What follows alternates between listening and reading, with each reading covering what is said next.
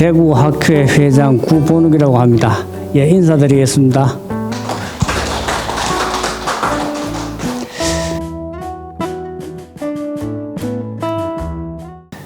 오늘 말씀드릴 주제는 수성구 대구 유학의 원류를 찾아서 이 제목을 조금 설명하자면은 우리 대구의 유학이 수성구에서 출발했다. 그런 이야기가 되겠습니다. 그렇다면 조금 더 구체적으로 이야기하면은 어떻게 이 대구 전역에 있는 유학이 이 수성구에서 시작되었느냐.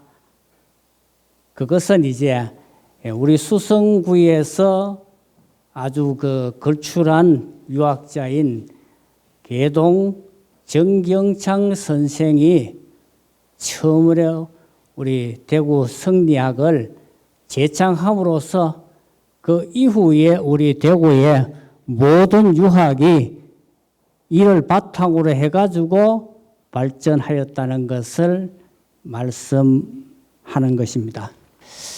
아까 이야기했듯이 이제 대구 지역의 성리학의 제1세대는 이숙약이라고 하는 사람이 있고 서영서식, 윤창, 전흥창, 정경창, 최영린, 최형용, 정사철, 또 주신원이라는 분이 나타나는데 아까 보니 제가 말씀을 안 드렸습니다만은 제일 1쪽에 거기 표를 한번 보겠습니다.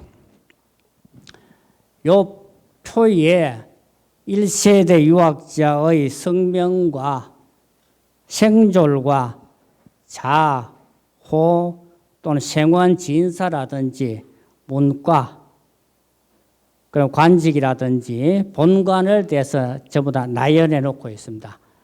여기 있는 분들을 다 설명할 수 없기 때문에 우선 파워포인트에 있는 부분을 한번 보도록 하겠습니다. 16세기에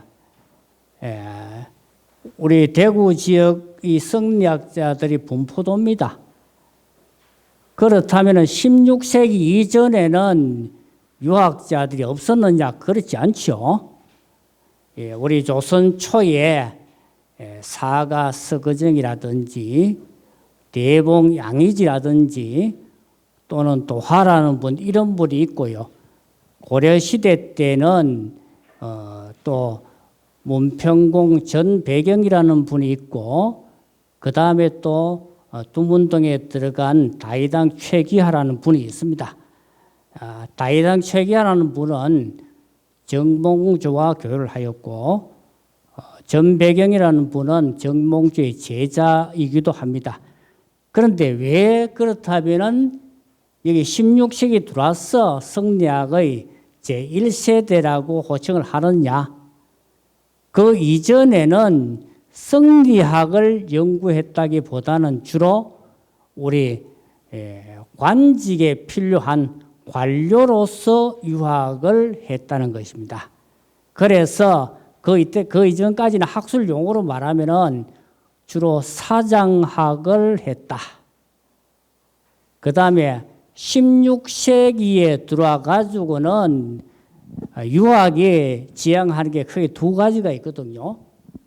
네 글자로 이야기하면은 닦을 숫자, 몸기, 수기, 그 다음에 다스릴 채자, 사람인자, 수기 치인인데 수기라 하는 말은 자기 자신을 수양한다는 말은 유학이 가지고 있는 인격적이라든지 인간의 됨됨이라든지 이런 부분에 대해서 연구하는 분야가 되겠고 그 다음에 이 치인이라는 분은 이것을 바탕으로 해서 남을 다스리는 기능인데 이걸 조금 더 이해를 하기 쉽게 하자면 수기란 말은 나를 다스리는 기능이고 나를 컨트롤하는 기능이 있고 유학은 그 다음에 남을 다스리는 기능 즉 남을 컨트롤하는 기능이 있다는 겁니다.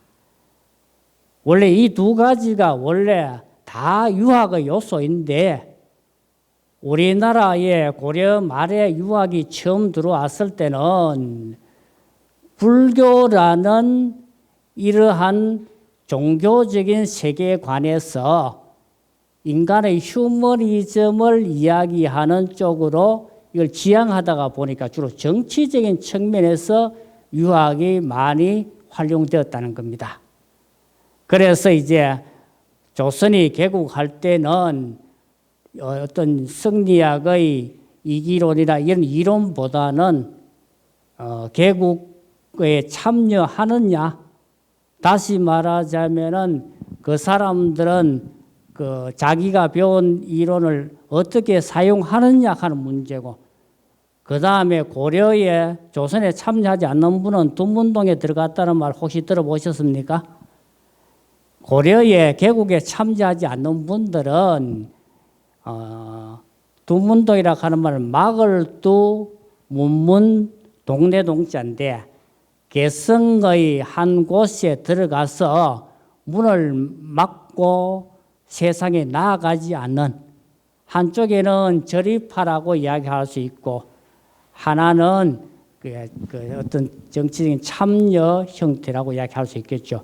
이러한 것이 주로 조선 정기 임진왜란을 전후하기 이전에, 주로 명종 이전까지는 대체적으로 이러한 형태가 지속되어 오다가 주로 명종 때 되면 우리가 그게 명종보다 조금 앞서기는 합니다만은 저희들 그 영주에 소수서원 들어보셨습니까? 예, 이 소수서원이라는 것이 처음으로 건립되면서부터 이제 유학에 대한 어떤 성리학적인 이론에 대한 연구가 시작되었다, 이래 보면 되겠습니다. 그럼 그 이전에는 우리나라가 그 이전에는 학교가 어떠했느냐 하면은 각 지역에 있는 향교밖에 없지요. 학교는 우리 대구 같으면은 대구 향교 하나밖에 없습니다. 각 지역마다 우리나라의 군, 현에 모두 다 1군 1현에 학교가 하나씩 있죠. 하나씩 있습니다. 저희들이 통상일에 보면은 어떤 군은 좀 면적이 넓은 군이 있고 어떤 군은 좀 작은 경우가 있죠. 왜 그렇다면 그렇게 나눠 넣느냐? 과거에는 거기에서 생산되는 물량에 따라 가지고 기준을 나눠 놨다는 겁니다. 그렇다면은 면적이 작다는 것은 뭡니까? 땅이 비옥하다는 걸 이야기하죠. 땅이 넓다는 건 뭡니까? 땅이 척박해가지고 생산물이 적다는 걸 이야기하는 것이죠. 옛날에는, 요즘에는 군 아래에 면이 있습니다만은 조선시대 때는 그렇지 않고요. 대구 부라든지 부 아래에 군이 있고 현이 있고 다 규모의 차이가 있습니다만은 동등으로서 하나의 군현에 속합니다. 자, 그런데 그렇다면 향교에서는 어떤 교육을 위주로 했느냐 이야기를 하면은 국가가 만든 학교 아닙니까? 개설한 학교죠. 그렇다면 국가에서 필요로 한 인재, 다시 말하자면 국가를 다스리는 데 필요한 인재를 양성하는 게 목적이겠죠. 이 향교에는 그냥 공부하는 것이 아니라 교과목 커리큘럼이 다 있다는 겁니다. 물론 거기에도 인격적인 면이 없는 건 아니지만은 인격적인 것보다는 오히려 국가가 필요로 하는 인재, 다시 말하자면은 어떻게 하면은 주민들에게 농산물을 많이 생산하게 해가지고 주민의 복지를 향상시키느냐, 그 다음에 또 어떻게 하면은 유학적인 이념을 잘 성취하느냐, 그런 국가의 인재를 양성하는 것이 목적인데, 그래 하다가 보니까 조선이 개국된 게 1392년이거든요. 그 한 200년 전 가까이 있게 되면은 모든 유학자들이, 다시 말하자면 모든 유생들이 하나의 목표밖에 없습니다. 오로지 과거에 합격하는 것을 목적으로 하죠. 물론 이러한 목적은 뭐 조선이 끝날 때까지 어느 정도는 지속이 됩니다만은 전부 다 쉽게 말하자면 국가에 그 과거 보는 공부를 하다가 보니까 자연적으로 유학이 가지고 있는 인격적인 면이 좀 소외될 수밖에 없겠죠. 경시될 수밖에 없겠죠.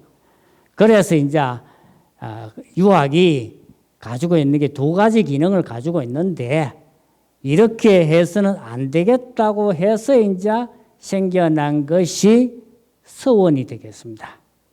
그래서 그 이후에 주로 이제 소수서원이 주세봉이라 하는 분이 처음으로 만든 이후에 풍기군수였습니다. 만든 이후에 퇴계 이황이라는 분이 다시 이제 풍기군수로 와가지고 이 서원을 국가에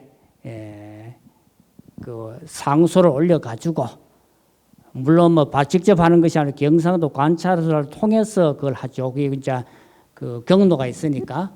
그래서 이 서원에 대해서 그 나라에서 크게 권장하는 그러한 것을 바탕으로 했기 때문에 이름을 내려달라. 그걸 가지고 뭘 합니까? 액자를 내려주니까 사액서원이 되겠죠.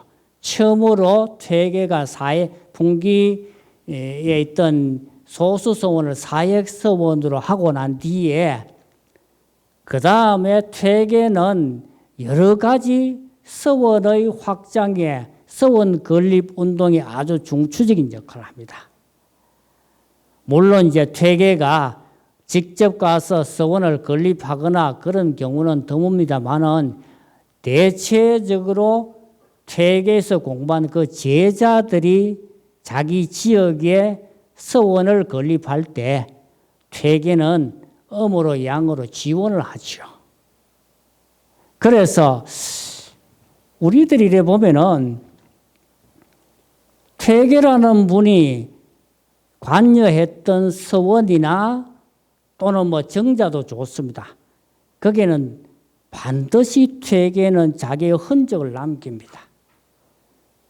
기문을 남기든지 시를 남기든지 또는 편지를 남기든지 다 대부분 남깁니다. 그래서 우리들이 대부분 퇴계라는 분이 여기서 얼마나 철저히 했는지를 우리가 볼 수 있죠. 그리고 저희들이 우리가 한번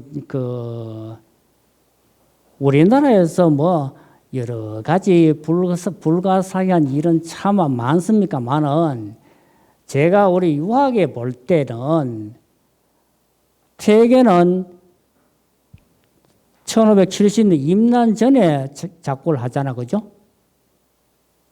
그 다음에 임난 때까지 문집이 발행이 되질 않아요. 율곡도 마찬가지입니다.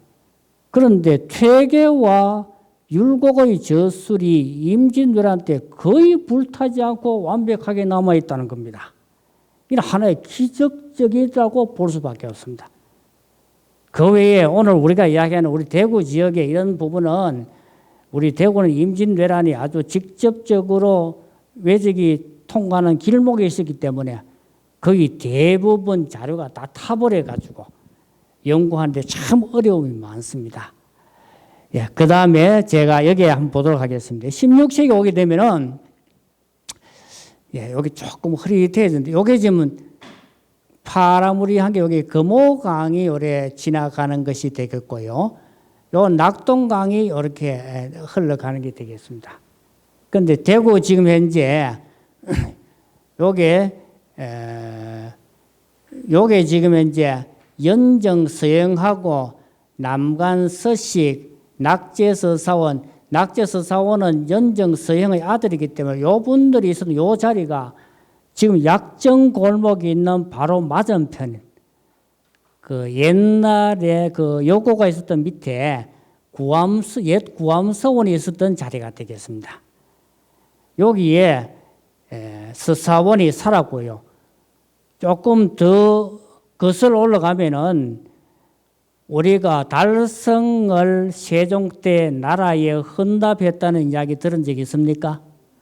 그분이 호가 거북구자에다 계곡계자 국의 서침인데 그분이 세종 때 처음으로 이곳에 와서 정착을 하고 난 뒤에 그 7대손, 5대손 전부 되는 분들이 여기에 지금 색을 하고 있습니다. 그 다음에 지금 금호강 줄기에 보면은 지금 금단동에 요게 최응린이라고 하는 사람이 압로증이 있었고요. 그 다음에 요 맨 금호강 무태 지역에 세심증이 있었고, 무태 서변동에 태암 이주의 환성증이라는 것이 있고요. 그 다음에 영경서원은 여기 대구 북구 지금 현재 지묘동 있죠. 지묘동 지역에 있었고요. 그 다음에 이쪽으로 남쪽으로 내려오겠습니다. 여기에 지금 현재 계동 정경창의 요게 계동 정사가 있었던 곳이 바로 여기 되는데 지금 현재 어디냐 그러면은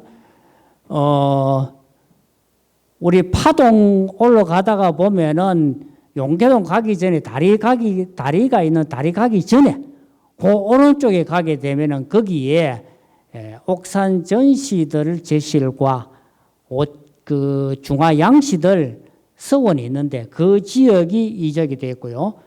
그 다음에 황금동에 요 계동의 제자인 모당 손천울이 있었던 청호 서원이 있습니다.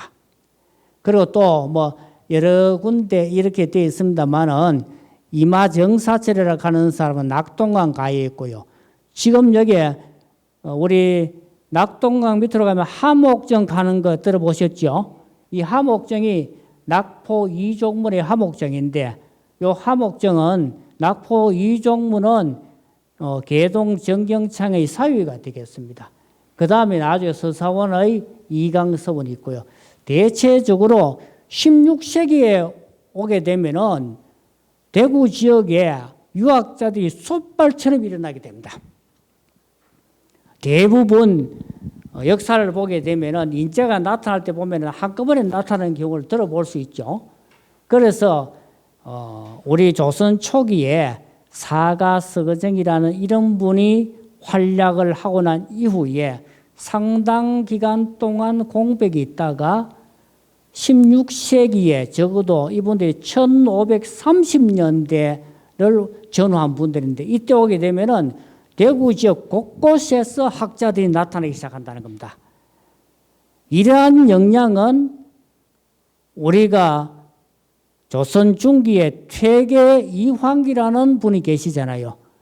퇴계 이황 선생이 주자학을 완성했다고 해도 과언이 아니죠. 그 영향으로 그 제자들이 우리나라 전국에서 곳곳으로 흩어져 가지고 우리나라 유학이 발전하게 됩니다. 우리 대구도 마찬가지입니다. 그래서 대구에서 이제 보면은 제일 처음에 나타나는 분이 전경창이라는 분인데 이분이 1532년에서 1585년 나이가 54세 돌아가시게 됩니다.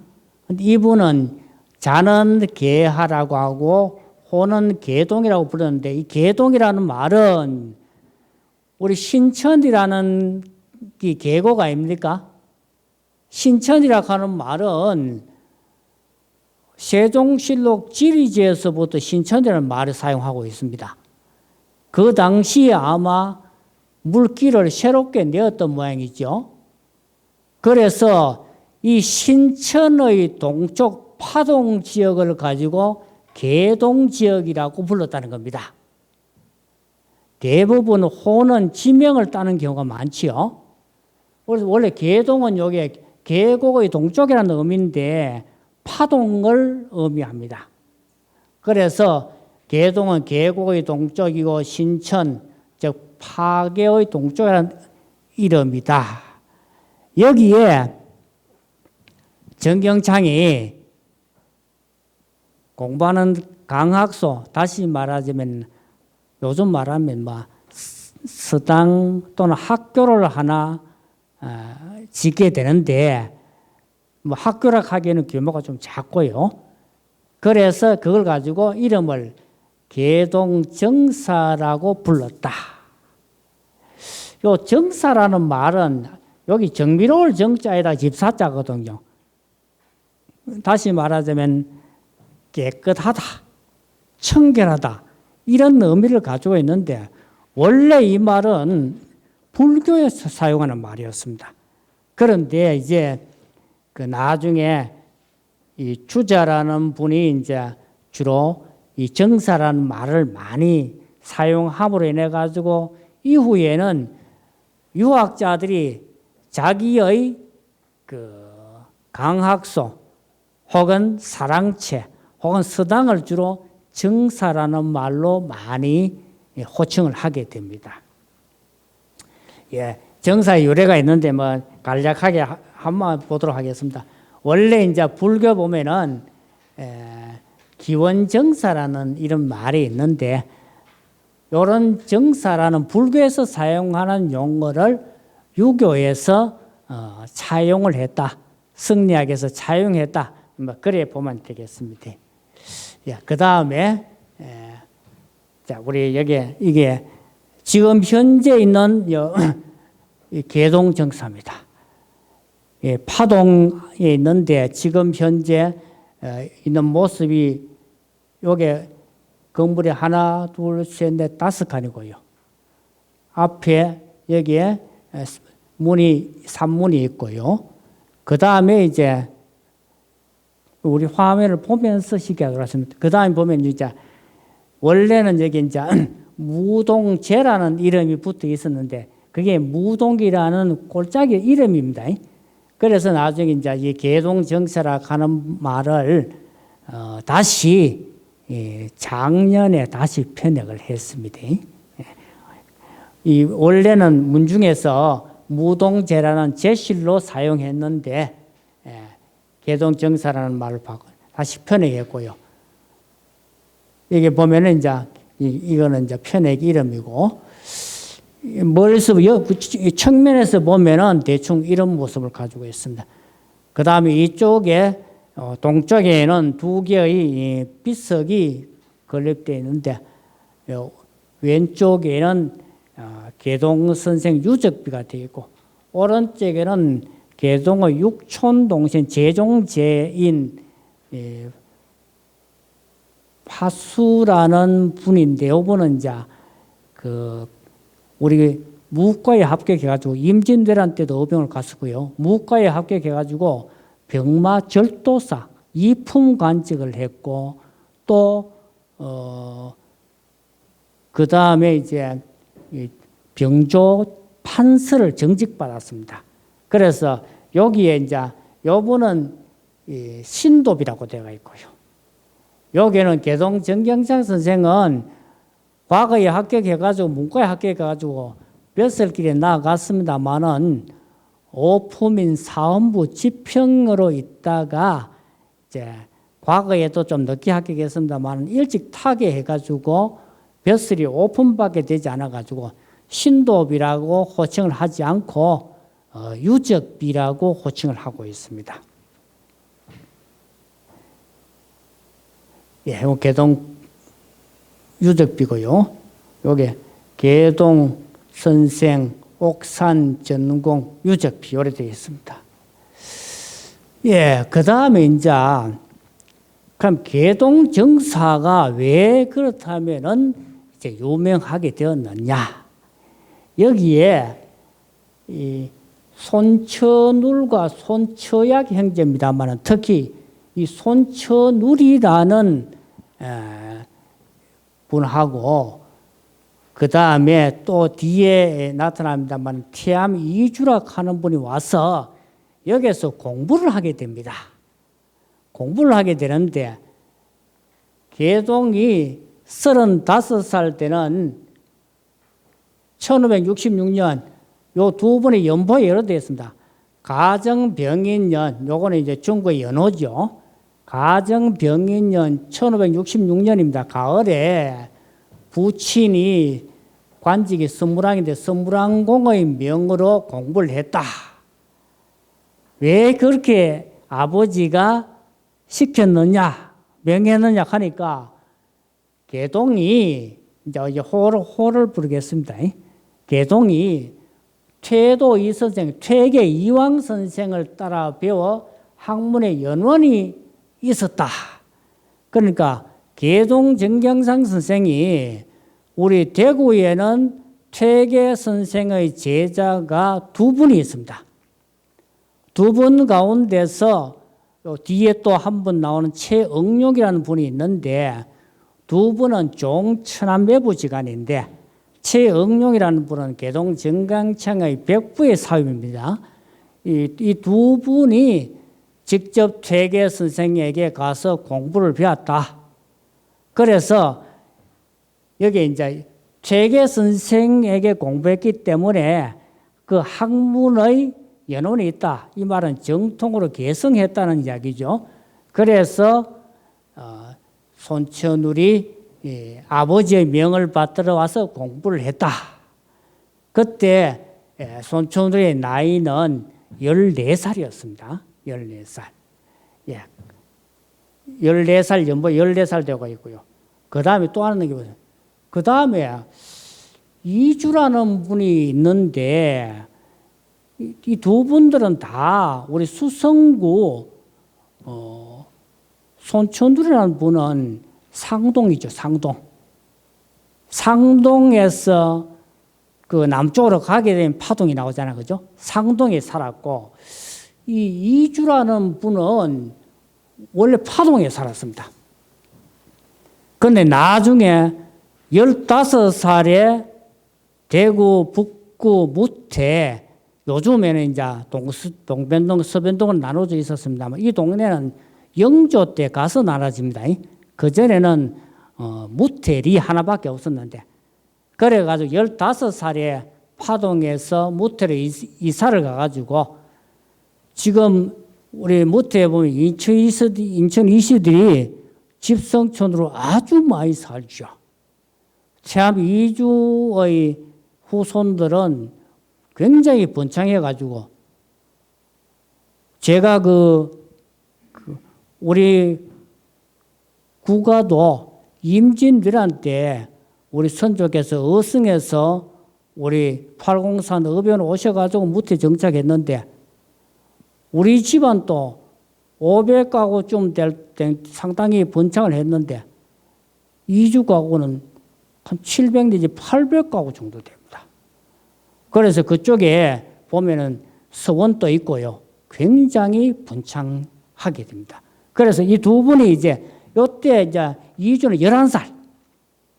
연보에 보면 10살 때 전계동 선생이 우리 집을 오셔가지고 처음으로 배웠다. 그 다음에 11살 때 아버지 그 호가 호미대 소재공이 그 이주에게 명해가지고 계동의 정사에 가서 공부를 했는데 요때 전춘년이라는 분 진사인데 나중에 진사가 됐는데 이분은 계동의 오촌 조카 즉 당질이 되겠죠. 같이 공부를 했다는 것입니다. 그래서 이 두 분이 우리 대구 지역에서 이후에 임진왜란 이후에 대구 유학을 발전시키는데 굉장히 기여를 하게 됩니다. 그 다음 또 한 번 보겠습니다. 그 외에 서사원이라는 분이 있는데 이분은 대구 요즘에 중구에 살았다 했잖아요. 아까 보니 그죠? 이분이 우리 대구 유학에서는 말 그대로 최고라고 할 수 있을까? 임진왜란 때는 팔공산 의병대장이고요. 우리 대구 지역에서는 교육을 해가지고 영경서원에서 통강을 해가지고 136명의 7명의 제자를 양성하게 됩니다. 그 다음에 모당 손천울하고 두 분이 이 세대 가운데 주축입니다. 두 분이 항상 선생을 합니다. 선생. 예를 들면 수업을 할 때도 선생이 있잖아요. 거기 이 세대가 다른 분들이 있어도 그런 분들은 선생의 위치에 있지 않고 단지 배석을 하는데 손천울과 서사원 두 사람은 교대로 선생을 위치 않습니다. 선생을 위치 않는다는 것은 뭐냐 하니까 공부를 할 때 북쪽 벽에 앉아가 남쪽으로 향해 가지고 제자들에게 가르치거나 그들의 수업을 평가하는 것이죠. 예, 그래서 여기서 보게 되면은 1566 같은 해입니다. 같은 해에 이 서사원은 손천울보다 3살이 위입니다. 3살이 위이기 때문에 17살 때 개동 정사로 가서 개동 선생을 배야를 합니다. 배야를 하니까 개동이라는 분이 우리의 육아의 사업은 과거에 있는 것이 아니라 존심양성에 있다. 존심양성이라는 말은 마음을 보존하고 본성을 기른다 이 말이죠. 이 말은 말 그대로 여기에 과거에 있는 것이 아니라 하면 치인에 있는 것이 아니고 수기에 있다는 걸 지금 이야기하고 있는 것이죠. 물론 두 개 다가 중요합니다만은 그 당시에 누구나 할 것이 다 과거를 보려고 모든 공부를 거기에 매진하고 있었다는 겁니다. 그러나 우리 과거 합격자가 많지가 않습니다.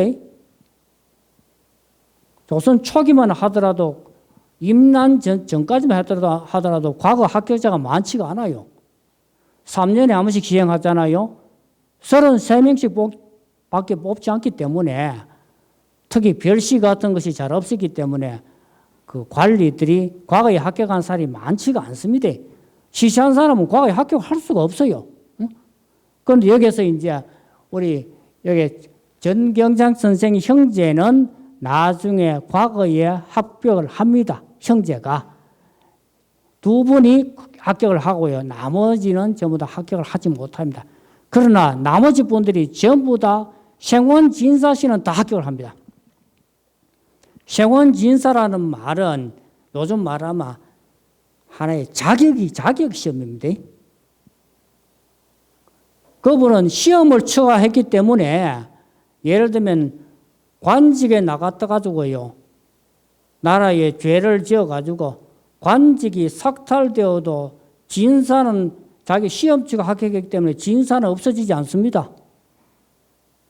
우리가 말해 요즘에 변호사 시험을 치면 변호사 시험은 자격 시험이잖아요. 행정 시험은 뭡니까? 채용 시험이죠.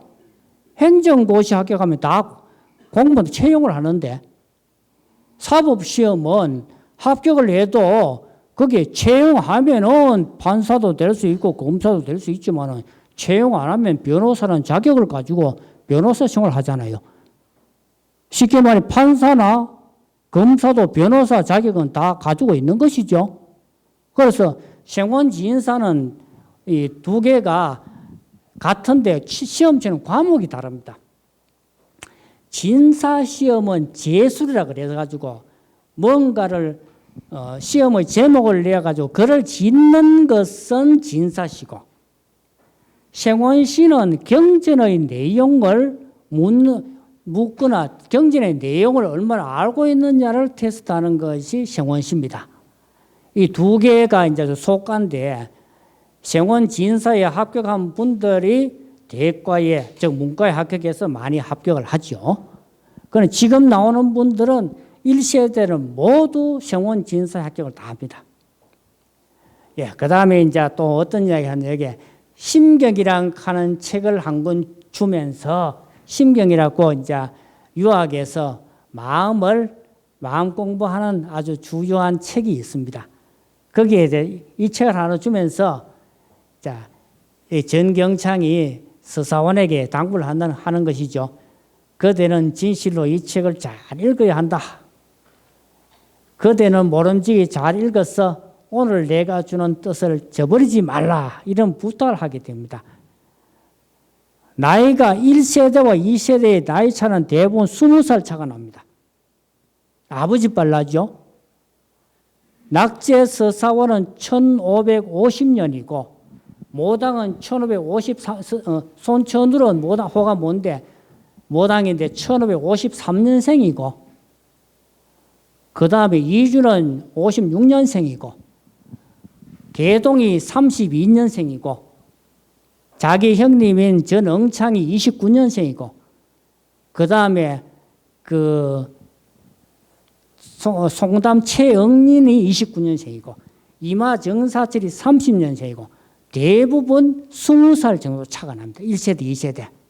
그러니까 이제 쉽게 말하자면 이제 계동 선생은 그 서사원의 아버지하고 친구지간이 되겠죠. 그렇다면, 그죠? 그 다음에 또 곽재겸이라 하는 분이 같은 해에 이 20살 또 3살이 더 많습니다. 20살 때 계동정사로 계동을 배할하는데, 이때 이제 계동은 원래 현풍에 살았던 현풍 솔레 사람인데, 이분이 여기에 병조 참판했던 괴편당 이영이라는 분의 손서입니다. 손서인데, 괴편당이라는 분이 무과에 합격해가지고 조선 성종 때, 중종 때 병조 참판에 오르는데, 이분이 아드님이 2분이 계셨는데 모두 다 따님만 있고 손자 아들이 없어가지고, 여기에 곽재겸이라는 분이 봉사손으로 대구로 이주를 합니다. 지금 어디냐면 도동에 이게 괴편당이라는 분이 살았던 집으로 이주를 해가지고 거기에서 이제 가게를 개성합니다. 옛날에는 그런 것이 많았습니다. 그 이후에는 조선 중기 이후에는 주로 양자락하는 제도를 많이 활용을 했는데, 대체적으로 조선 정기만 하더라도 아들이 없으면 딸로 개성이 됩니다. 딸로 개성이 됩니다. 재산 분배도요, 아들, 딸 공동 분배, 같이 분배가 됩니다. 그래서 이런 이야기가 있죠. 옛날에 어떤 양반가가 있다고 하면 시간이 지나면 지날수록 자꾸 세대가 늘어나면 재산을 분배해야 되면 재산이 줄어들잖아요. 그렇잖아요. 그죠? 그래 되면은 어떻게 하느냐. 부인이죠. 우리식으로 말하면 할머니가 다시 재산을 가져와서 그걸 보충하게 되죠. 이해가 가십니까? 그래서 우리가 생각할 때 아들 위주 상속되는 건 아주 조선 후기의 풍습이고, 그전에는 그렇지 않다 하는 것을 이야기하고요. 보통 이제 가게를 개성하면 이분들은 모두 요 괴편당이라 하는 분이 그 산소에 거기에 전부 다 곽씨들 산소가 다 있습니다. 나이가 이제 31살 때가 이제 대구에 정착을 하게 되는데, 이런 것을 우리가 볼 때는 이제 주로 이런 경우가 있죠. 우리가 외손봉사라는 말은 하는데 사위봉사라는 말은 없지요. 안 그렇습니까? 사실상 사위는 제사권이 없고 딸에게 제사권이 있죠. 그래서 딸은 그 아버지와 혈족이 같기 때문에 그 밑에 손자는 뭐 어떻습니까? 할아버지와 혈족과 같잖아요. 그죠? 그러니까 그게 외손봉사는 있어도 사위봉사는 없다는 겁니다. 다시 말하자면은 따님만 있는 장인 장모 제사는 엄격히 따지면 초혼은 딸이 하게 되는 것이죠. 사위는 보조를 하게 되는 것이죠. 근데 이제 대체적으로 옛날 양반 풍습이 있을 때는 모두 남성 위주로 됐을 때는 사위가 하는 경우도 많이 있었죠. 그건 원칙적으로는 그렇습니다. 예, 그래서 지금 현재 우리 대구에도 외손 봉사하는 집이 상당히 많이 있습니다. 지금까지요, 많이 있습니다. 예, 그 다음에 이제 요건 조금 넘어가겠습니다. 뭐 성격이니까 아까 위기지하고 과거 뭐 이런 거니까 넘어가겠습니다. 그 다음에 이제 정경창이라 하는 분하고 친구인데, 요게 최응리라는 분이 있습니다. 이분은 나중에 호가 여기 송담인데 이름은 최응리이고 송담인데 이분은 이제 이 서사원이라 하는 분에 대한 이야기를 하려고 합니다. 서사원이라 하는 분이 나중에 7살에는 이제 백부에게 양자를 가는데 역시 가정병인년 아까 번에 개동정경창을 찾아뵙다는 그 해에 여기 이제 최응린에게 가서 공부를 하게 됩니다. 그러니까 우리가 그 서사원은 엄격히 말하면 최응린에게는 직접 배웠던 제자가 되겠죠. 그런데 거기에서 이제 최응린이 압노정과 소유정이라고 하는 걸 금호강 가에 건립을 했는데 금단동에 거기에 가서 공부를 했다. 그럽니다. 압노정이 이렇습니다. 지금 현재 남아있는 압노정인데 여기 집이 있고 여기에는 이제 관리사가 있는데 조금 더 여기 보면 이제 주로 이제 한 칸, 두 칸, 세 칸, 네 칸, 한 칸, 두 칸, 세 칸, 네 칸, 다섯 칸인데요. 여기 보겠습니다. 지금 이래 보게 되면은 여기 우리 금호강이 보이죠? 그 옆에 금호강 자전거 길이 나와 있습니다. 그런데 여기는 이제 넘어서는 이제 금단동이 있는데 요 산이 주로 이제 왕옥산이라고 요 뒤에 가면 금단토성이 있고 거기에 있는데 이 지금 현재 이 압노정은 대구 지역에 현존하는 정자 가운데 건립이 가장 빠릅니다. 1561년 영경서원이 63년에 건립됐는데 가장 빠릅니다. 지금은 원래는 두 정자를 했는데 두 정자는 소유정은 뭐 임진들한테 두 개 다 탔다가 소유정을 건립했다가 또 불탔다가 압노정을 건립했다. 지금 현재는 압노정만 남아 있습니다. 예, 그 다음에 압노정 편액이 있고 소유정 편액도 이렇게 돼 있고요. 예, 그 다음에 이제 이 최영리라고 하는 분이 서형은 서사원의 아버지가 되는데 아버지가 얼마나 참 친구지간에 가까운지 여기에 지금 현재 이래 적어놓으니 좀 글씨가 좀 적습니다. 적는데 혹시 안 보이는 분은 유인물에 보시면 되겠는데 일어났습니다. 여기에 우리 한자는 여기 놔둬놓고요. 백꽃이 눈처럼 흩날릴 때 옛 친구를 만나가지고 함께 창가에서 시를 짓고 생각하니 봄이 다 하였네. 여기 내일 아침이면 친구가 봄과 더불어 떠나가는데 일만 꼴짝이의 소나무 사랑함을 이 한 몸의 병으로 여기네. 이런 것을 써줬는데 요게 한자로 보게 되면은 이 서형이라고 하는 분이 원래 이분들이 지금 인천 제시의 집성촌이 대구 팔공산 가다가 보면 굴다리 지나가면 미대동이라고 하는 데 있죠. 그 미대동의 인천 제시 입향조가 송담 최영린입니다. 그런데 이분이 있는 곳으로 서형이라는 분이 놀러 가가지고 친구들인데 놀러 가. 옛날에는 한번 가면 석 달씩 이래 지내고 오는가 봐요. 그래가지고 그래서 공부도 하고 유람도 하고 그래 하다가 이제 다시 서형이라는 분이 지금 이제 대구 중구 구암소원 있는 자리에 이제 본집으로 돌아오는 겁니다. 그때 시를 쳐줬는데 아마 봄날이었던가 봐요. 그러니까 봄이 지나가는 것과 함께 친구가 돌아간다. 이런 말은 시적으로 상당히 괜찮은 표현인 것 같습니다. 예. 그래서 이분들이 이제 굉장히 우인으로서 친했다.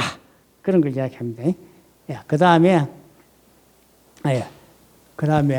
또 정사철이라고 하는 분이 있는데 이분은 이제 이마초당이라고 하는 것을 이제 이름을 초당 옛날에는 집을 지으면은 기와가 가난한 사람들은 기와를 잘 못 하잖아요.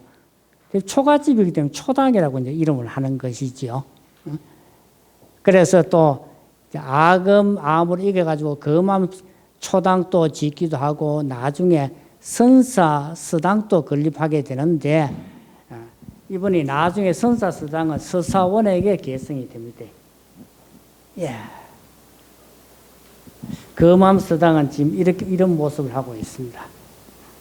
여기에 금암서당이라고 되어 있는데, 예, 이게 봄에 매화꽃이 피을 때 사진이고요. 여기 이제 세 분이, 이마락하는 이분은 임진왜란 때까지 생존을 합니다.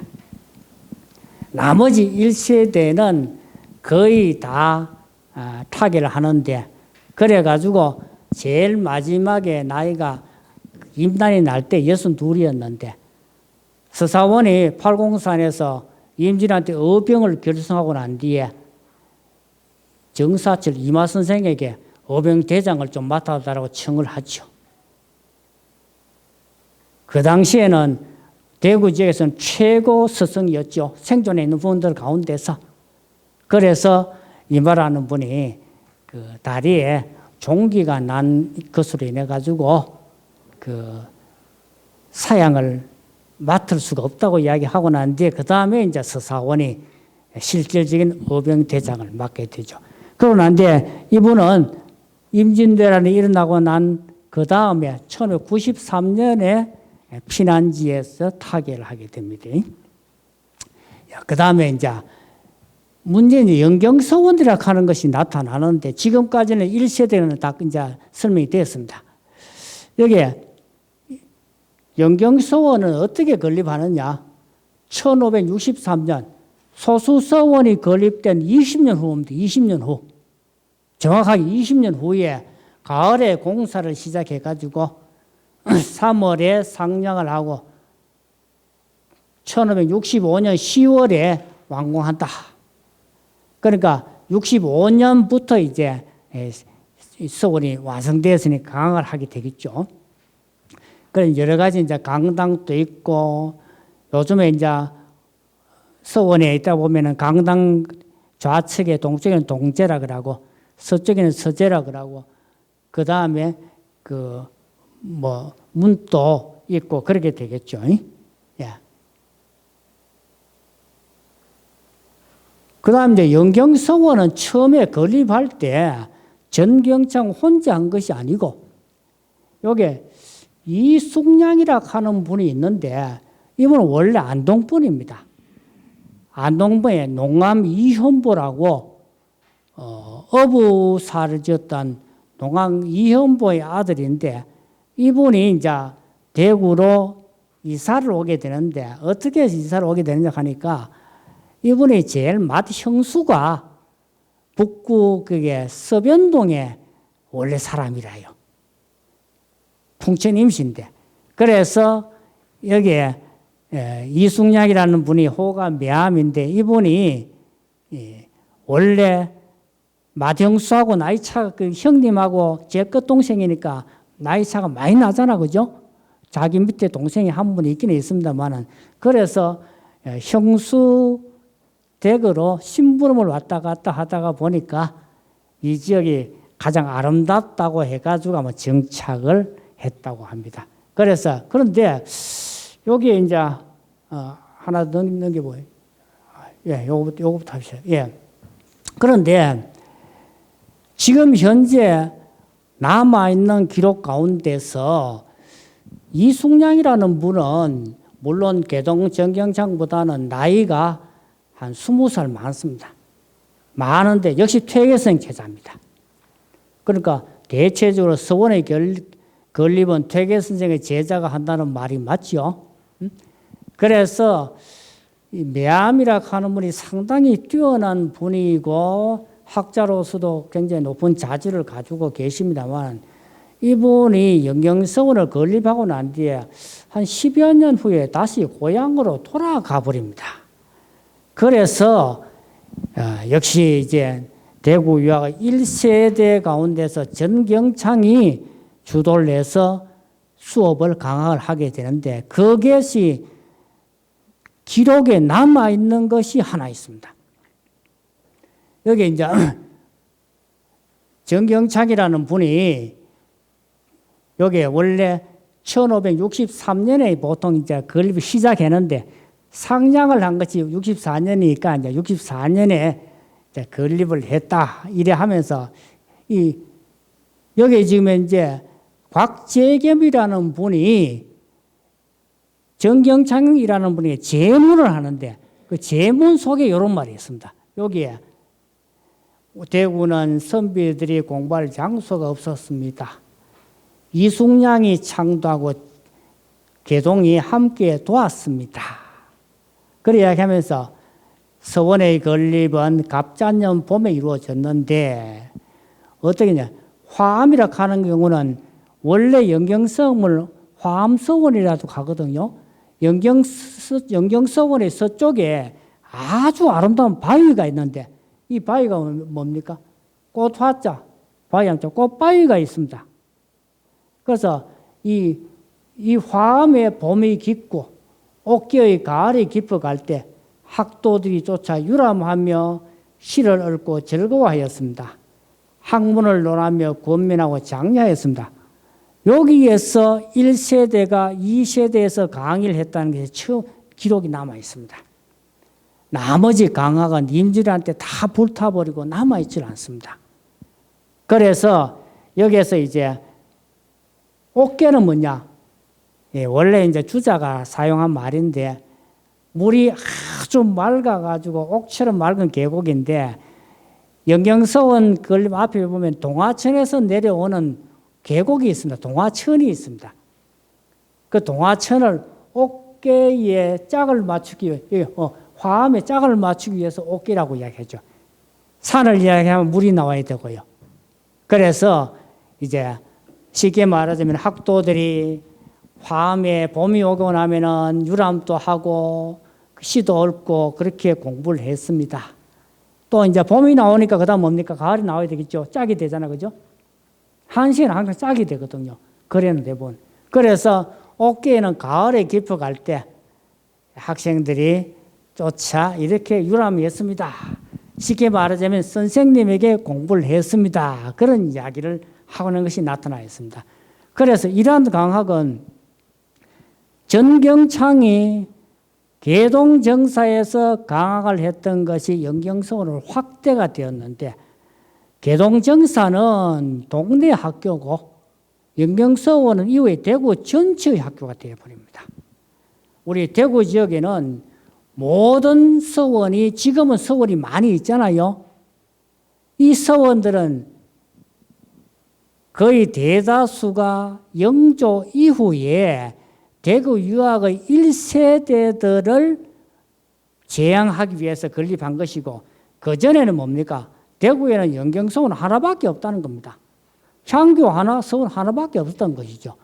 그래서 모든 조선 중기에는 영경서원을 거치지 않는 학자가 없다는 겁니다. 그 다음에 성례 2세대는 서사원과 손천울과 곽재겸과 유효신이라는 분이 있고 정광청, 이주, 전춘년 이런 정도의 사람을 대표로 들 수가 있습니다. 다 나이가 20살 정도 1세대와 떨어집니다. 서사원이라 하는 사람을 간략하게 언급하자면 자는 행복, 호는 낙제다. 이건데 이제 그래서 낙제 선생이라는 말이 더 잘 통합니다. 이 낙제라는 말이 이제 어떻게 생겼느냐?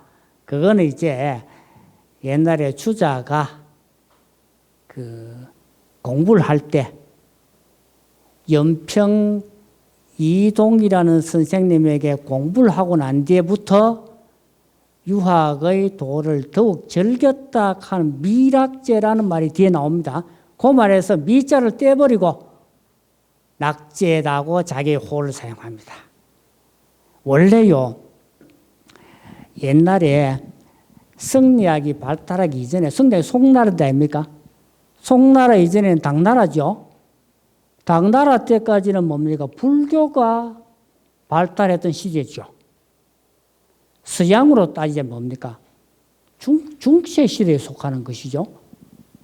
우리나라의 신라와 백제, 고려, 우리나라 고려까지 고려 말에 안양이 주작을 도입하기 이전까지는 전부 다 중세 시대입니다. 종교 시대란 말입니다. 그 종교 시대에서 다시 말하자면 공자가 말씀한 이성을 다시 부활시키는 것이 성리학입니다. 동양의 르네상스입니다. 동양의 르네상스. 휴머니즘을 바탕으로. 다시 말하면 인본주의를 부활시킨다는 겁니다. 인본주의. 그래서 이제 유학이 발달하기 이제 시작을 하게 되죠. 그런데 주자도 그 전에는 뭡니까? 불교에 출연을 많이 했죠.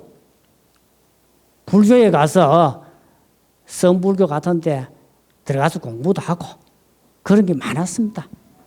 그러나 나중에 이제 이동 선생에게 공부하고 난 뒤에부터는 다시 말하자면은 다시 유학으로 돌아오게 되는 것이죠.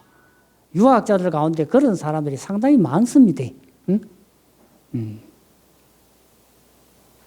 그래서 이제 그 이후에는 이제 주로 유학자들이 불교를 배척하는 그런 그 학설들을 많이 하게 되죠.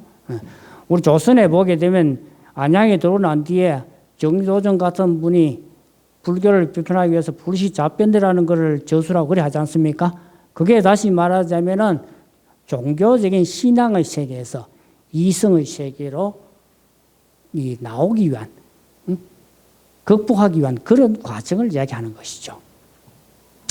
예, 그래서 이제 주로 이제 임진왜란 때는 이제 팔공산의 어병대장이고 나중에 41살 때는 도산에 가서 퇴계선의 사당도 비활하기도 하고 임진왜란 때는 청안 현감을 95년에는 청안 현감으로 그 임명이 되어서 임진왜란 끝날 때까지 청안 현감을 합니다.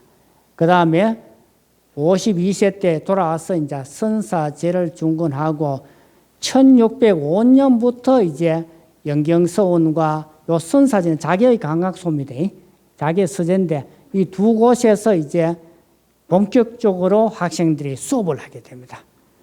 그런데 수업을 하면은 유학에서 수업하게 되면은 그냥 가르치고 끝나는 것이 아니고 그것을 시험을 봅니다. 그 시험을 보는 건 뭐냐?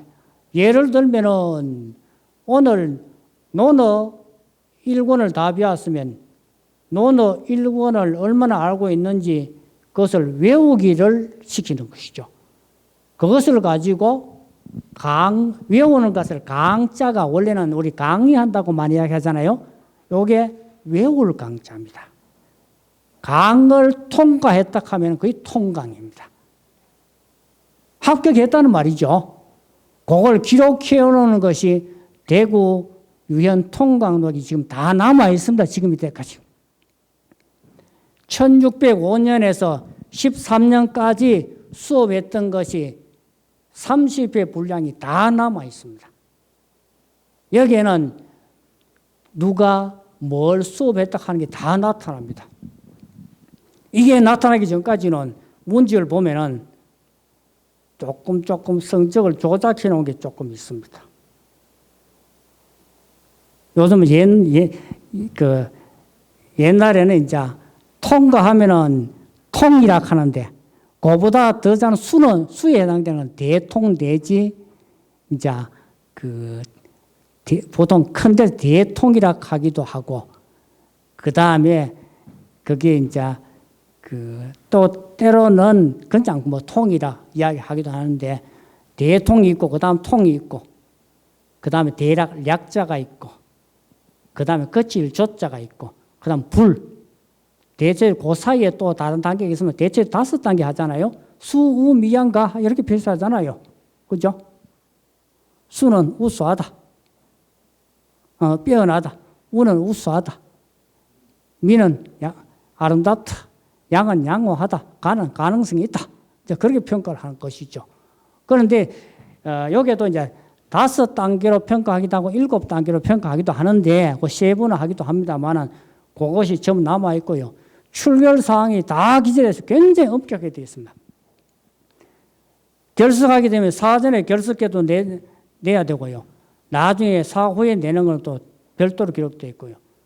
그 다음에 결석을 할 때는 반드시 사유를 기재해야 됩니다. 거기에 보면은 어떤 경우는 병을 칭탁해가 오지 않았다. 꾀병으로 안 왔다는 것도 기록되어 있습니다. 그건 뭡니까? 시험을 보려고 하니까 공부는 부족한데 가기 싫겠죠. 응? 그럴 경우도 있고요. 거기에 예를 들면 몇 월 며칠 날 논어를 읽었는데 성적은 통이다, 약이다. 다 적혀 있습니다. 다 적혀.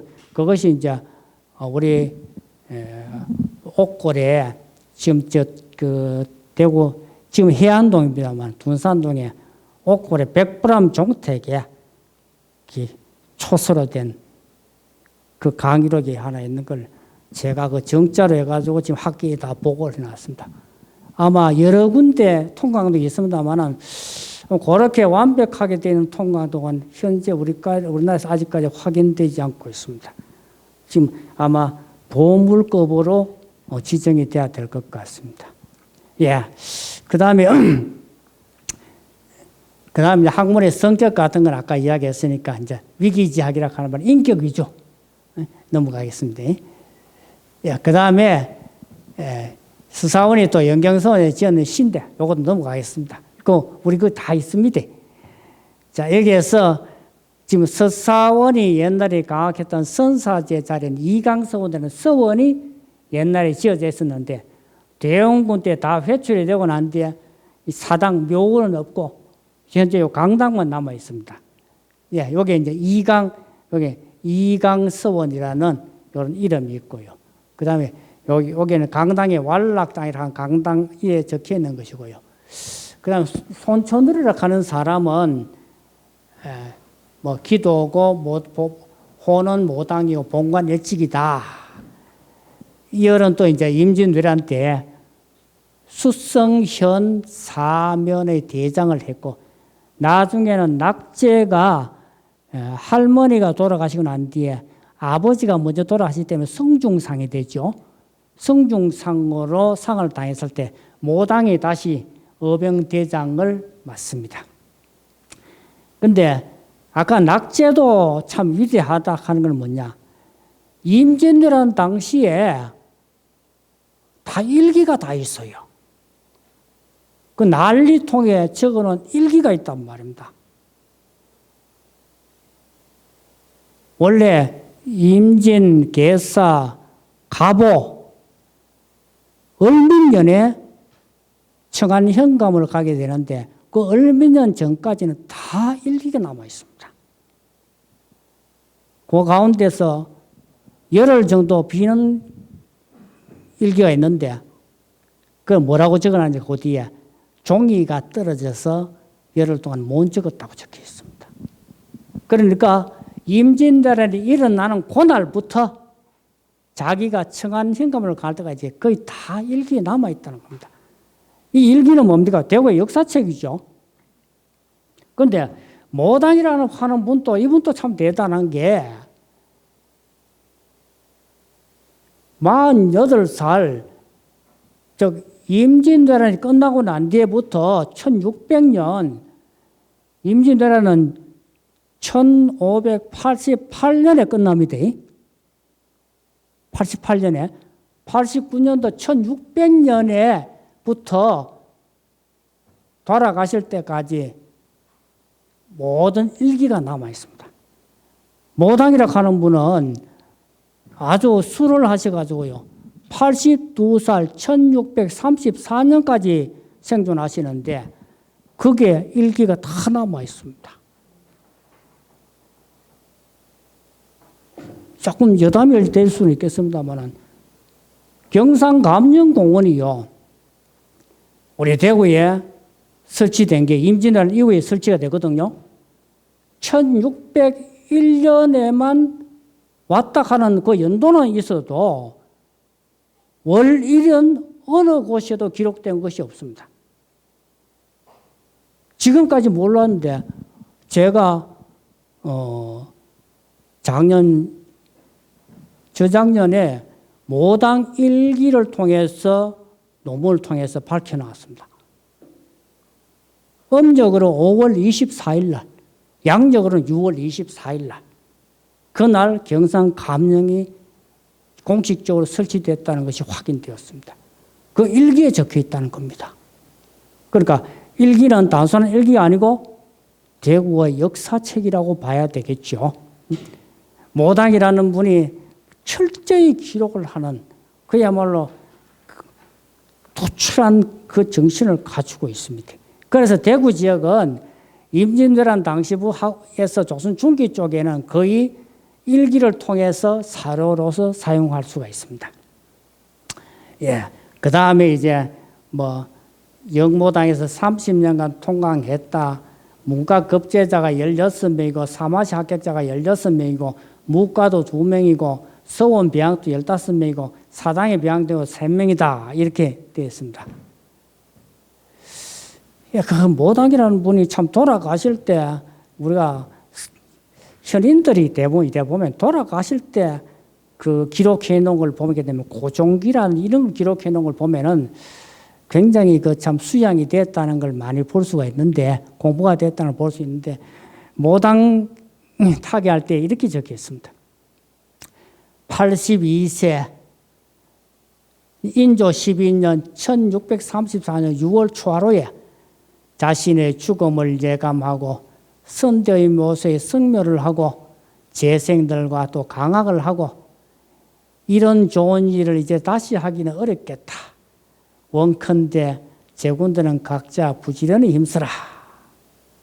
이렇게 말씀을 하시고 난 뒤에 이제 스스로만 자기 자신에 대해서 쓰는 추못이 있죠. 자만 한 수를 쓰시고 15일 아침에 일찍 일어나 가지고 어관을 바르게 하고 요 잠계락하는 말은 우리가 잠언이죠. 그 자기의 책상 옆에 벽에 있는 잠언의 글을 읽고 방을 설계한 뒤 자리와 이불을 바르게 하고 누워서 조용히 눈을 감았다. 이렇게 기록되어 있습니다. 이때 이제 제자들이 이렇게 이야기하니까 뭘 하겠습니까? 선생님 무슨 말씀을 하십니까? 선생님이 안 가르쳐 주시면 우리가 어떻게 알겠습니까? 이렇게 대답을 했겠죠. 응? 이런 걸 보면은 모당이라는 분이 참 처사로서 평생 벼슬길에 나아가지 않았는 분이 평생 강학을 해가지고 제자 양성에 힘을 쏟는 분인데 여기에서 상당히 공부가 됐다는 걸 볼 수 있죠. 낙제는 1615년 상당히 그때 1615년도 66살이죠. 그때 돌아가시는데 모당이 82살까지 사셨으니까 굉장히 장수를 했죠. 그때까지 이제 자기의 친구들은 모두 다 고인이 됐죠. 예. 지금 요 수성구 그 황금동 옛날에는 황청동인데 이 황청동이라고 하는 말이 황국청송이라 누런 국화가 피어 있고 국화는 은자를 상징하죠. 푸른 소리 있는 좋은 곳이라는 뜻이었는데 요즘 그것이 이제 황청이라는 말을 이해를 잘 못해가지고 이제 황금으로 요즘 바꿨죠. 그런데 이 황청동에 강학하던데 여기에 그 청호성원을 그려봤는데 호는 거기 편액은 청호성원이 되어 있습니다. 그 다음에 여기는 이제 서원 앞에 비각이 있고요. 이주도 있는데 시간이 많이 흘러서 제가 이제 이주락 하는 물이 파동에 있다가 15살에 북쪽 무태로 갔다. 이런 정도만 하고 넘어가겠습니다. 여기 이주에 있는 요것도 이제 넘어가겠습니다. 예. 석계 서원이 있는데 이주를 모셔놓은 서원입니다. 서원인데 여기 사당이 있고요. 강당이 있고요. 이 환성적인 정자가 있고요. 여기 보면 진짜 대문이고 여기에 그 사적 비가 있습니다. 그래서 일반적으로 이제 우리 서원을 지을 때는 어떻게 짓느냐 하면은 이주락 하는 분이 나중에 모당을 이어가지고 이제 어병대장을 하기는 합니다. 하는데 이제 벼슬을 하지 않았기 때문에 엄격히 따지면은 품계가 없죠. 품계가 없기 때문에 서원에 배양을 하려면은 상당히 어떤 국가의 지위라든지 그런 게 있어야 되잖아요. 예, 그렇게 하면 대부분 이제 지방의 성은 어떠냐? 예, 이주라는 분의 선조 가운데서 조선 태종 때 대제학을 한 그 이문화라는 선생이 계세요. 그러니까 그런 대제학 정도에 있는 분을 서원의 주향으로 모시고 나머지 이주는 배향으로 하는 것이지요. 무슨 뜻인지 이해 좀 가십니까? 그래서 서원의 주향은 그 이문화라고 하는 시호가 공도라고 하는 그분이 주향이 있고 나머지 분은 배향으로 하게 되는 것이죠. 그렇게 해야 배향이 가능하잖아요. 실제로. 만약에 그 배향이 될 만한 분이 아닌 분이 배향이 되게 되면은 유림사회에 또 어떤 비난이 있을 수도 있고, 아까 보니 개동이라고 하는 분이 대구 유학의 모든 최고 선생인데도 신도비라는 말을 안 썼다고 합니까? 그것을 지어주신 분이 합천에 살고 계신 충산 이상학이라는 선생님인데 시를 잘하는 분인데 그분이 빈문을 짓고 난 뒤에 처음에는 신도비를 해야 안 되겠느냐 이렇게도 이야기하시다가 뒤에 또 그건 아닌 것 같다. 이 사적비로 유적비라고 하는 게 맞겠다. 참 고심을 많이 하셨죠. 그 등급에 맞게끔 해야 되잖아. 그죠? 모든 게 맞게끔 해. 그렇게 했는데 여기 이제 우리 이주라는 분이 배양이 되어 있고요. 여기 서계성은 강당이고요. 여기 환성정이라는 이제 정자가 이 서원은 원래 서원보다는 정자가 더 오래됐잖아요. 조선 중기에는 서원이라고 하는 게 없었거든요. 대부분 다. 나중에 이제 그 정조 때 이후에 대부분 순조 때 이렇게 이제 서원이 건립이 되거든요. 그때 되기 때문에 서원은 아주 뒤에 건립이 되는데 그 원래는 이제 서원보다는 정자가 우선이죠. 예. 그 다음에 이제 대구의 3세대 뭐 조금만 이야기하면 될 것 같습니다.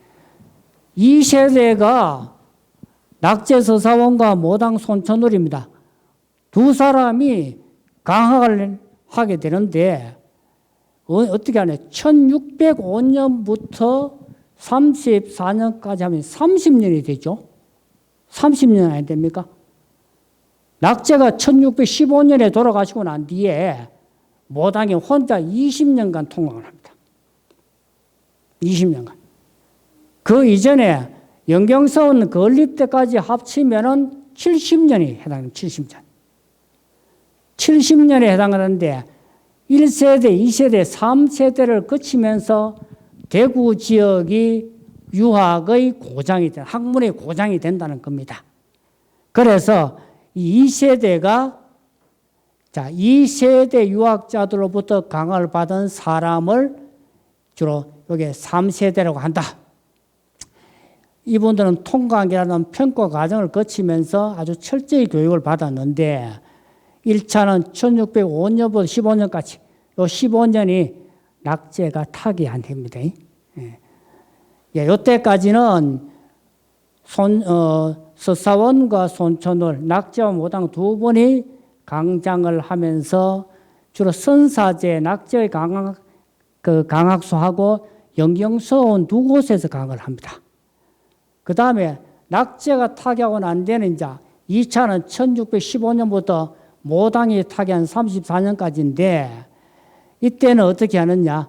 모당이 이제 영경서원하고 하던 거를 모당도 나이가 많다가 보니까 지금 청호서원 이런 자리 영모당이라 하는 그때는 당이 있었는데 이때 영모당은 왜 하냐 하니까 임진왜란 당시에 모당의 아버지 어머니가 다 타개하세요. 임진왜란 때 타개한 분들이 많지요. 그러니까 난리통에 이제 그야말로 그 상장의 예, 그 상주의 예를 다 못했다 이겁니다. 그래가지고 그 임난이 끝나고 난 뒤에 이 황금동의 아버지 산소 아래에 집을 짓고 그걸 부남이라고 하는데 짓고 영모당이라 길이 사모하는 집이라고 이름을 했다는 겁니다. 그래서 사람들이 모당 선생이라고 불렀다는 겁니다. 그래서 여기에서 이제 이렇게 2차는 강화를 했는데 1차에는 136명, 여기는 136명이 와서 수업을 들었습니다. 두 번째는 여기에는 그 손천으로의 강화했는 영모당 통강 제자록에는 201명이 기록되어 있습니다. 그런데 앞에 있는 양쪽에 중복되는 분을 빼면 여기는 129명이 나오는데 이것을 합치면은 여기 265명이 됩니다. 정경창에 의해서 강하게 되었던 대구 지역의 유학이 70년 후가 되게 되면은 여기에 265명의 유생들이 생겨나게 된다는 겁니다. 그러니까 유학으로 봐서는 대단히 확산된 것이죠. 한 지역이 학술의 고장으로 바뀌는데 적어도 3세대 정도 흘렀다. 그래 보면 되고요. 제가 이래 보니까 옛날에는 사람이 이동을 하면은 어떻게 이동하느냐 그러면은 외가 아니면 처가로 이동하죠. 뭐 외가나 처가나 똑같지 않습니까? 남편 입장에서는 처가고 그 손자, 그 외손 입장에서는 외가 아닙니까? 같은 집이죠. 왜 그렇습니까? 외가의 재산을 분배받아야 살 수가 있죠. 안 그렇습니까? 예나 지금이나 재산 없이는 못 살잖아요. 그래서 한 곳에 이제 주로 이동하게 되면은 어떤 집성촌에 외손집이 한두 집 있다. 뭐 그런 이야기 하는데 이 외손이 세대가 흘러가면서 또 어느 정도의 정착을 하는 걸 대체적으로 보면은 한 정손쯤 가야 어느 정도 그 지역에서 쉽게 말하자면은 그 양반의 반열에 들어가는 걸 볼 수가 있습니다. 대부분. 그 지역에 역할을 할 수가 있다는 거죠. 대부분.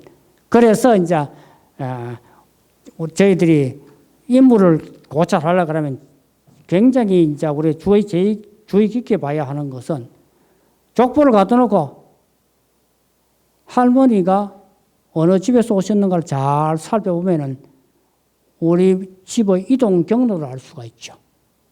다시 말하자면 혼만을 봐야 그 문벌의 흐름을 알 수가 있다. 인물을 알 수 있다는 겁니다. 아까번에 제가 이야기했지만 대동 정경창 선생 어머니하고 괴편당의 그 부인이 같은 여형제래요, 여형제. 그런 것을 볼 줄 알아야 사람이 이동하는 걸 볼 수가 있습니다. 괴편당이 사위를 받는 가운데 둘째 사위가 보면은 우리 지금 현재 저 사육신이 후예들이 살고 있는 묘골 있잖아요. 묘골에 있는 사육신의 후예 가운데서 그때 5대 손인가 그거 제가 정확하게 모르겠습니다만 그래 혼인이 됩니다. 이래 보면 뭡니까 그 당시에 그래도 다 문벌은 인정했다는 이야기가 안 되겠습니까? 그렇게 되겠죠? 예. 그 다음에 이제 265명이 되었다. 예, 3세대가 이제 이렇게 됐다는 것을 다시 한번 요건 넘기겠습니다. 중복되기 때문에. 예, 이제 이 환성정. 어떻게.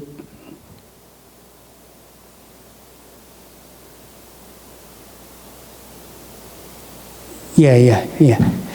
자, 여기 보도록 하겠습니다. 예. 왜 수성구가 대구 유학의 원류라고 이야기하느냐?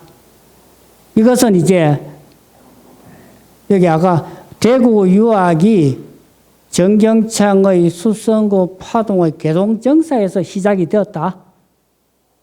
물론 자기의 친구들인 우인들도 압노정이라든지 이마 정사철의 이마 초당이라든지 이런 데도 강학을 했습니다만은 가장 주된 사람은 그 당시에 개동이라는 분을 누구나 다 인정을 했다는 겁니다.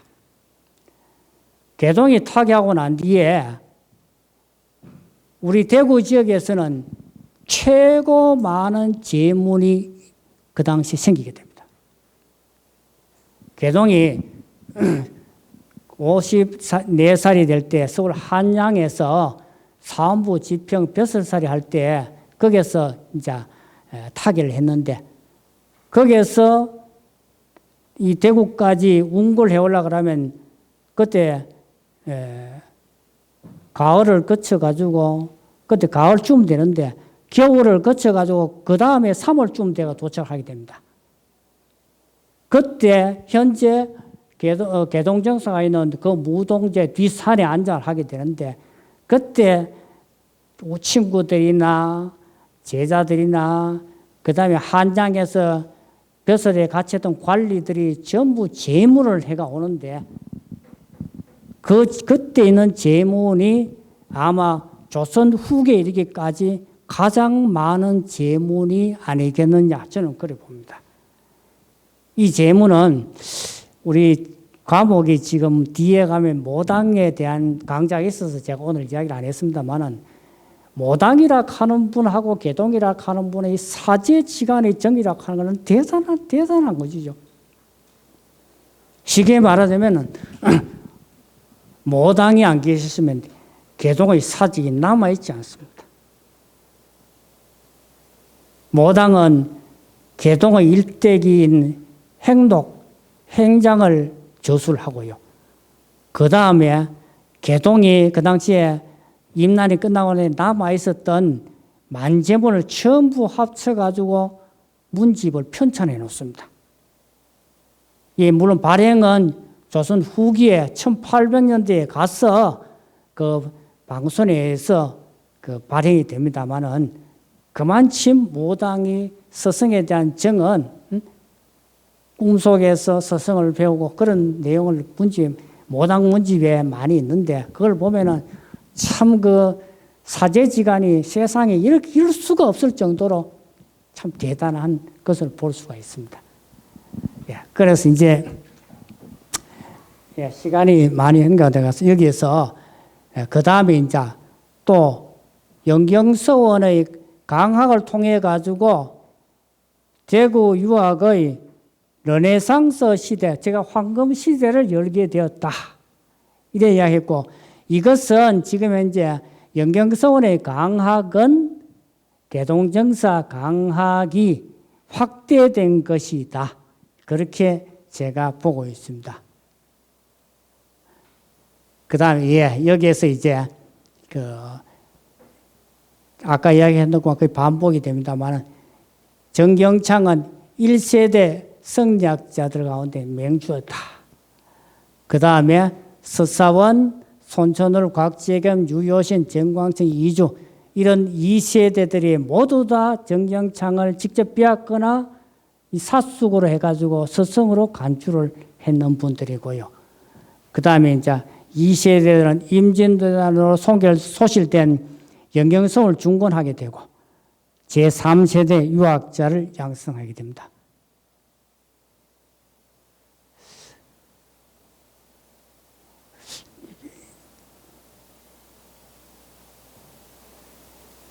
지금 제가 이제 마지막으로 대구 유학의 계보도를 작성을 한번 해봤습니다. 해보면은 퇴계 이황 선생에서 정경창으로 개성이 되고 물론 그 최응용이라는 분이 제자가 있긴 합니다만은 그분이 강학을 했거나 제자를 양성했다는 기록은 지금 남아있지 발견되지 않습니다. 그 다음에 이제 그 자기 친구인 최응린이라고 하는 사람이 있고 정사철은 있는데 최응린이라고 하는 분은 개동보다 3살이 많아요. 그런데 개동의 행장에는 어떤 말이 있느냐? 최응린이 송담이 개동에게 내가 그대를 통해 가지고 퇴계 선생의 가르침을 이어받고 싶은 그 그걸 가지고 그 여운이라 할까요? 그걸 받겠다고 해가지고 송담이 개동을 내가 그들을 스승으로 받들겠다. 그런 말을 했다는 게 적혀 있어요. 그래서 지금 현재 이렇게 화살표가 이렇게 되어 있습니다만은 나중에 다시 또 제가 같은 친구지간에 이렇게 너무 미안해가지고 그냥 아마 이거는 형식적이 아니겠습니까, 그죠? 그래서 나중에 다시 줄을 이렇게 옮긴 게 그 이후에 다시 쓴 게는 오래되어 있습니다. 그래서 지금 현재까지 여기 손천을, 이준원 직접배하고 곽재겸과 서사원은 그게 찾아가 배아랬고 나중에 이제 정광천이라 하는 분도 이 곽재겸 두 분이 제문이 있는데 정광천이라 하는 분이 아주 그 이마 정사철의 아들입니다. 아들인데 아주 문학적인 기질이 많아요. 이분의 문집엔 이분은 언제 돌아가시냐 그러면 아버지가 임진왜란이 일어나고 난 그 다음 해 임진 계산년에 돌아가시는데 여기 지금 현재 그 정광천은 그 다음에 가보년에 그 다음에 돌아가십니다. 그런데 그분의 문집에 수록되어 있는 시가 상당히 많아요. 이 시는 모두 임진왜란 전의 글인데 우리 대구 지역에 뿐만 아니고 다른 지역에서 임진왜란 전의 시가 이렇게 많이 수록되어 있는 것은 극히 드뭅니다. 그래서 이분이 뭐라고 하느냐 개동에게 한 제문이 구구절절합니다. 장문에 쓰러졌는데 나의 선생님이시여 자태는 난초와 같고 그 모습은 고고하고 뭐 이렇게 쭉 장문에 쓰셨는데 역시 스승으로 간주하는 걸 볼 수가 있습니다. 그래서 대체적으로 조선 중기 유학이 이러한 형태를 거쳐서 우리 대구에 정착이 되었다 하는 것을 오늘 제가 간략하게 언급을 했습니다. 제가 설명이 부족한 거는 유인물에 자세하게 기록되어 있기 때문에 보시고요. 어떤 경우는 제가 유인물을 좀 요약하다가 보니까 문맥이 조금 덜 맞는 경우도 있을 수가 있는데 그 뜻을 보시고 해주시면 좋겠습니다. 이것으로서 오늘 수성구 대구 유학의 원류를 찾아서 강의를 마치도록 하겠습니다. 감사합니다.